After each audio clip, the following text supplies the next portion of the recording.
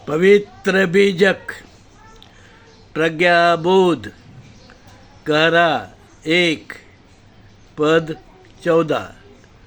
कहरा 1 पद 14 इस प्रकार है। एक तो निहुरी पाँव परी बिनवे बिनती किए नहीं माने हो।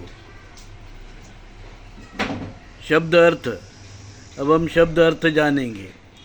एक तो का अर्थ है एक तरफ, निहुरी का अर्थ है देखा जाना, पाव परी का अर्थ है पाव पढ़ना, विनंती करना, पाव लागू पंडित जी कहना, विनंती का अर्थ है मिन्नते, नहीं माने हो का अर्थ है असर नहीं होना। अब हम प्रज्ञाबोध जानेंगे।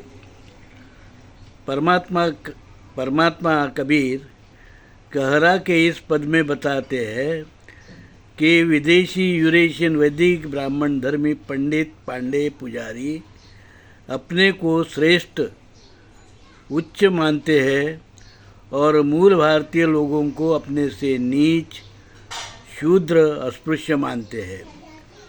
ऐसी विषमता भरी अवस्था देखकर बड़ा अचरज और दुख होता है, पर इसे समाप्त करने की लाख विनंती और कोशिश के बाद भी विदेशी यूरेशियन वैदिक ब्राह्मण धर्मी सुधार के लिए तैयार नहीं, अपना अहंकार भरा अधर्म छोड़ना नहीं चाहते।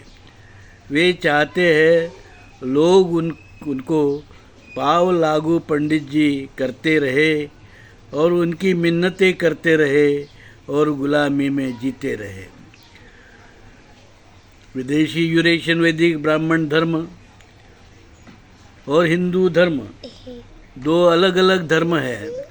इस बात को कबीर साहेब इसमें स्पष्ट करते हैं और मूल भारतीय हिंदू धर्म का धर्म ग्रंथ है धर्मात्मा कबीर वाणी पवित्र बीजक और कायदे है हिंदू कोड बिल के कायदे और विदेशी यूरेशियन वैदिक ब्राह्मण धर्म के धर्म ग्रंथ है वेद, जहाँ है भेद, विषमता, छुआछूत, अस्पृश्यता इत्यादि, और उनका जो कानून है मनुस्मृति है।